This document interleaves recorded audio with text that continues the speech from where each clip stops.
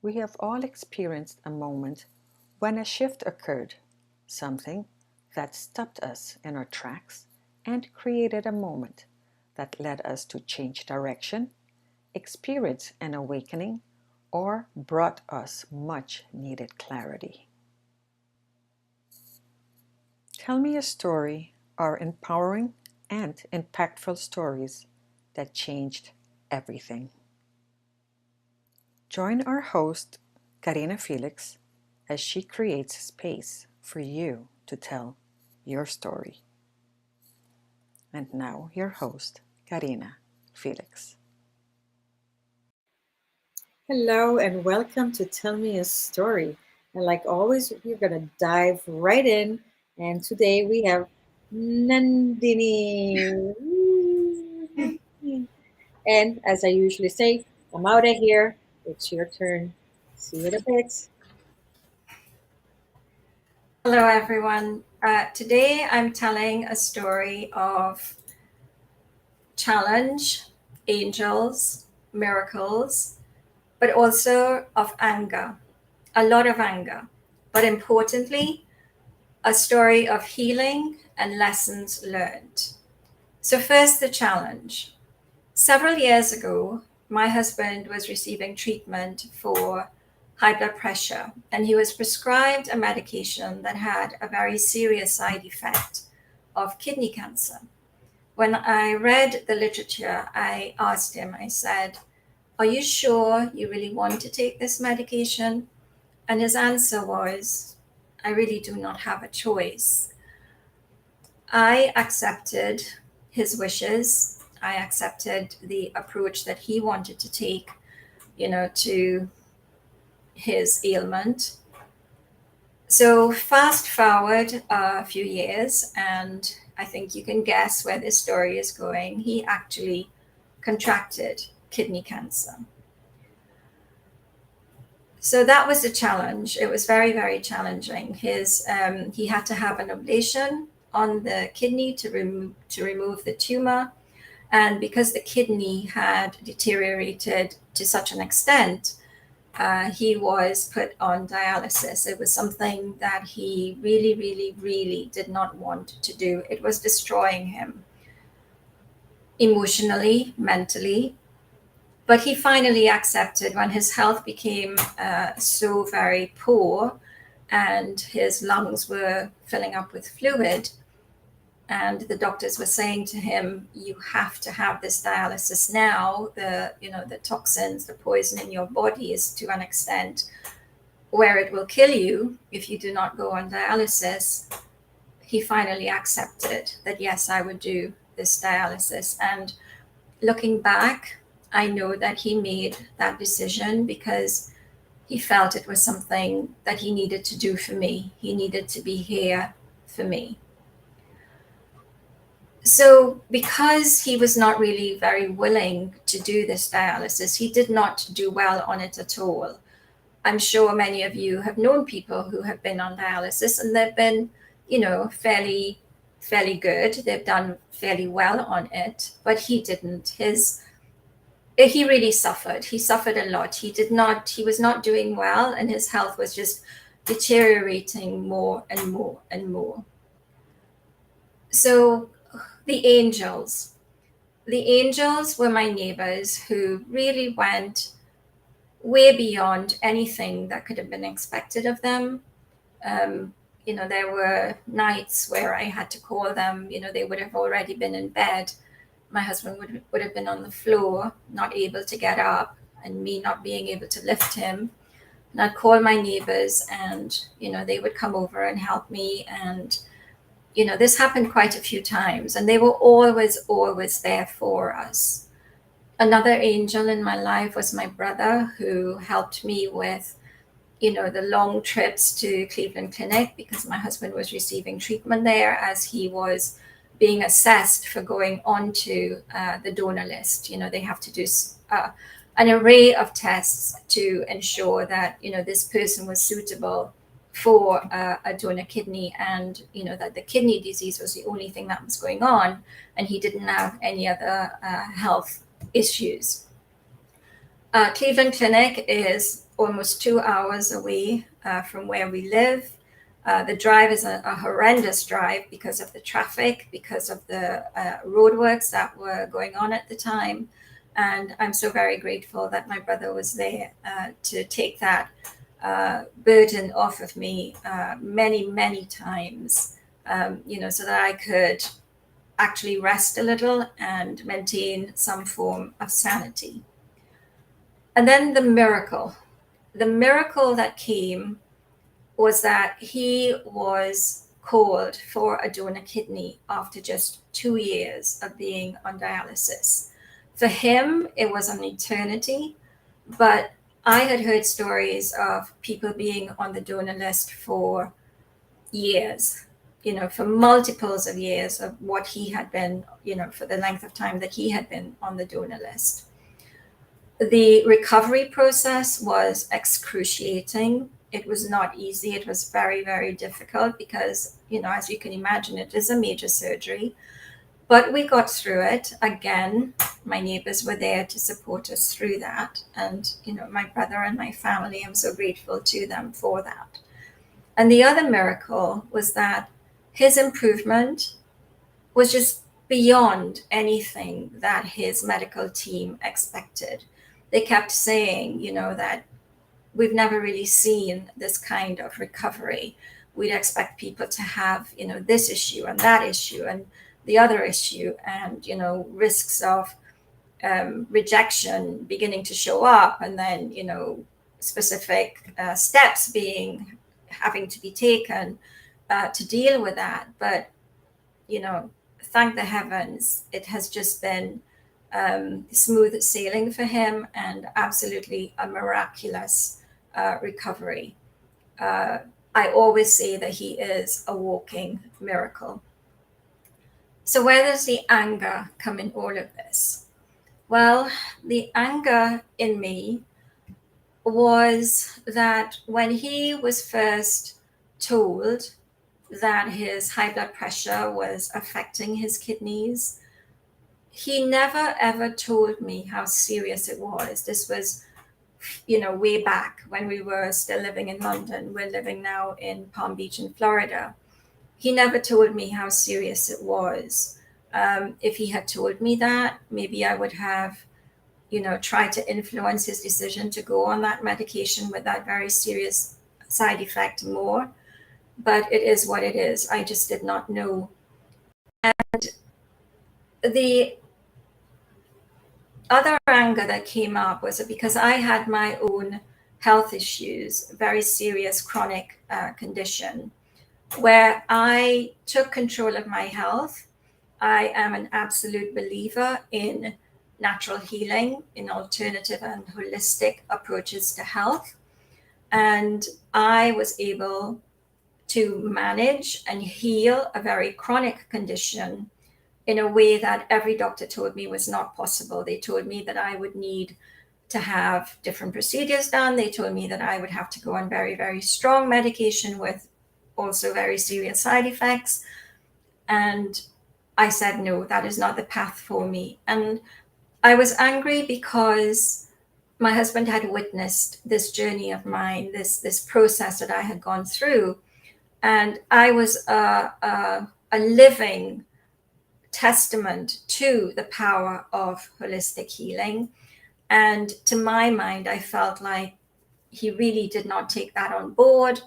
He learned nothing from it. So I was very angry about that, particularly when, his health had deteriorated to such an extent, and managing his illness, was extremely, extremely challenging. So the anger came about, because of that. And also, now that he was so entrenched in this system, this allopathic medical system, and although he he has had this miraculous recovery from his kidneys, and he's received this donor kidney, one of the drugs that he has to take, which will try to ensure that he doesn't go into rejection, actually causes his glucose levels to rise. So now he is at the risk of diabetes. So he has to manage that. I mean, when I look at the number of medications that he's on a daily basis, I really, really have to make a conscious effort not to think of all the side effects that those medications carry. I really have to make a conscious effort to put it out of my mind, to absolutely believe in my heart that none of those things will happen to him, which is difficult because he suffered a serious side effect from the medication that he was on so many years ago. So there was all this anger. The healing. The healing came about, I'm a firm believer, as I said, in holistic healing, holistic being mind, body, spirit. And I realized that the anger that I was feeling really was hurting me more than anybody else. It served no purpose. And I realized that I had to get to terms with that anger. And I had to accept, I had to do a lot of acceptance. Acceptance of my husband for the wonderful person that he is, and accept that no matter what I wish, for him, the ways that I wish that he was different and more like me was really not helpful. I wouldn't expect him, and he has never expected me to be more like him. When I chose my path of holistic healing, he supported me through it. He worked in the medical field, and he has a belief in the medical system. He saw me going against that, and he never ever tried to pull me away from it. He respected my wishes. And here I am being very angry that he did not follow the path that I chose for myself, which goes against all of the beliefs that I have. But we are human. We make mistakes. We fail sometimes in the things that we really believe in. So I had to accept that. It's a continuous process. I'm accepting that no matter how difficult things were, it was the way that it was meant to be. And I have to accept that the decisions that he made in not telling me how serious his illness was, and not, waiting for it to get to the point where he had to go on dialysis for me to fully understand exactly what was going on, that he was doing it, as he said, to protect me. I have to accept that he did it with no intentions of ever putting me through this, and putting us through this, and there was no malintent. So I've had to accept that. And the lessons that I've learned is that we are much stronger than we ever allow ourselves to believe, to imagine. Many people have said to me, "You're so strong, you're so strong, you're so strong." And my answer to them is, we never understand how strong we are until strong is all we can be. I've come to realize that whereas women may be physically weaker than men, and we are called the weaker sex because of that, actually, it is the women who are mentally and emotionally stronger than the men. We really protect them, we support them. And I've learned that anger is a poison that hurts us more than anybody else.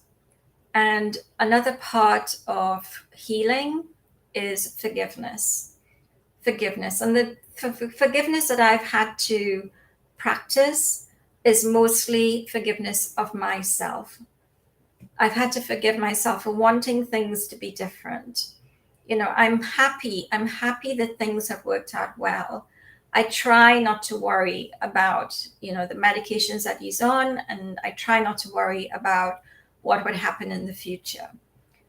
As a student of metaphysics, I speak all the time of living in the present, and I have to practice what I preach. Today, he is well, and I am very, very grateful for that. I'm very happy for what we have today.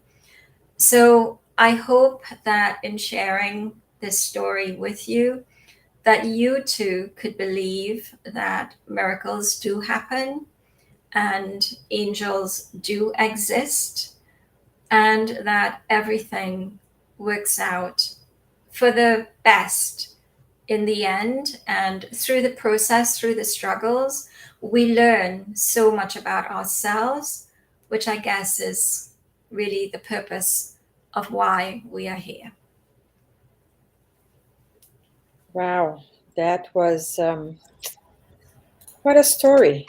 And I can imagine frustrating, scary. I mean, you guys are young, you're a young couple, and I'm sure you went through a moment of thinking, what if he's not here, and how does my life looks like without him? Mm-hmm. So tell me about that journey. Um, I really could not focus on anything apart from what we were going through in the present moment. I know that so many people looked at him and thought, "You're not going to make it." He was seriously, seriously ill, and a lot of people thought that he wasn't going to make it. My neighbor constantly says to me what a miracle he is, because as I said, they saw him at his worst, Right. and they always say to me, this is such a turnaround. He was in ICU a couple times, and maybe even more than a couple times. And I was looking back at an email, and I was saying to this person, "I'm sorry I can't make that meeting because, my husband is in ICU." And I was looking at the date, and I could not remember why he was in ICU, what was going on at the time. It was all a blur. And I guess this is how we cope. Right. There's only so much that we can remember and so much we can take on. And I was mentioning this to my neighbor, and she said, "I remember. I remember why he was there. I remember what he was like, and we didn't think he would make it, you know? So he really, really is a walking miracle." Right. How did you, like, at what point did you identify this anger? Because this anger lingered long after, Yes. probably kind of still a little bit, kind of It's now, a now it's a you process. I mean, I was angry. I guess if I think about it, way back in London when we were still there, and he decided to take this medication. I didn't acknowledge it at the time, but I guess there was a part of me that was, there you have a choice. You can go down a different route, you know. Um, by the time, we moved here and his health had deteriorated to such an extent, one of the things that I was investigating was Ayurvedic medicine.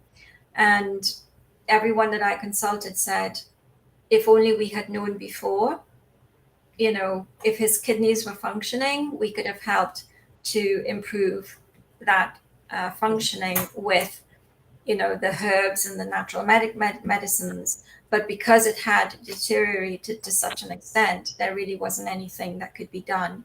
He needed the allopathic medication to just keep him alive. He needed the dialysis to keep Right. functioning. So what modalities are you using to deal with this? It's almost like a revelation to you because I don't think you realize how angry you were until it Yeah. started to affect you in a different way, right? It started Yes. showing up for you in a very, so why don't you actually give a little thing of how it Well, started to my show up for health, you lately? my health, my Your health. own personal health. Yes, my personal health started to suffer. And because I had gone through that chronic illness so many years ago, it's like, I promised myself that I would never allow myself to become seriously ill again. I would always recognize the root cause of what was causing me, because I do believe, the mind affects the body and vice versa. So when my own health started to suffer, I realized, hang on a minute, this is coming from something that I am experiencing. And I recognized that it was the anger that I was not acknowledging, and I had to process it. And anger, I've heard many people say that anger is just unexpressed grief. And I realized that I really, really did not give myself the space to cry. Right. I never did it.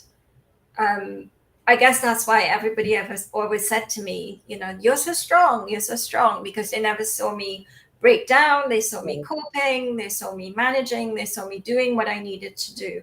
So, I was hearing this all the time, which was good to hear. It gave me strength.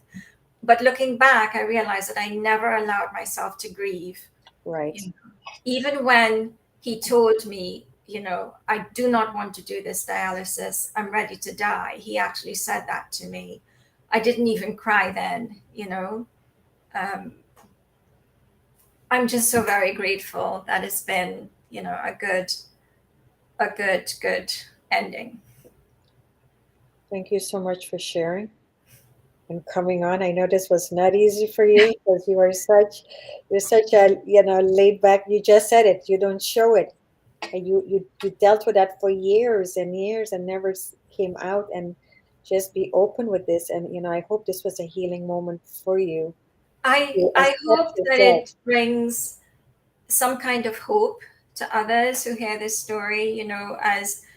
As writers, we know that sharing stories is really therapeutic and cathartic, and it helps people.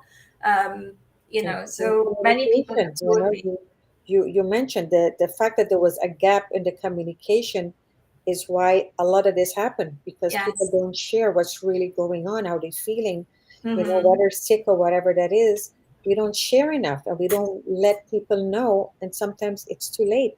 yes, So we have to learn to communicate too what's happening, and we're here to help each other, right? We're here to help as a absolutely. community, and we don't have to do anything alone anymore.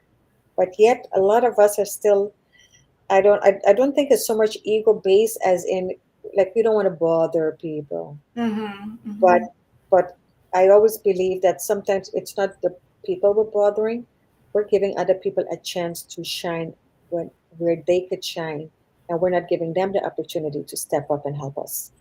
So yeah, thank you so much again, Nandini. I really appreciate you coming on.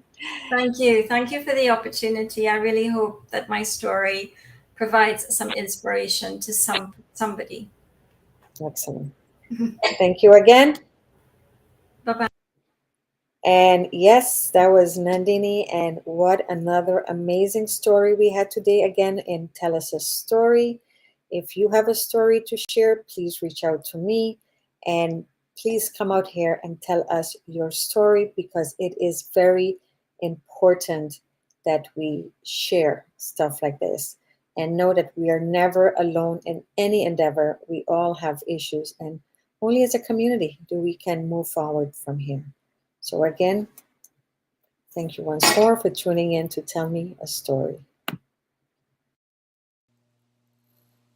Thank you for watching Tell Me a Story.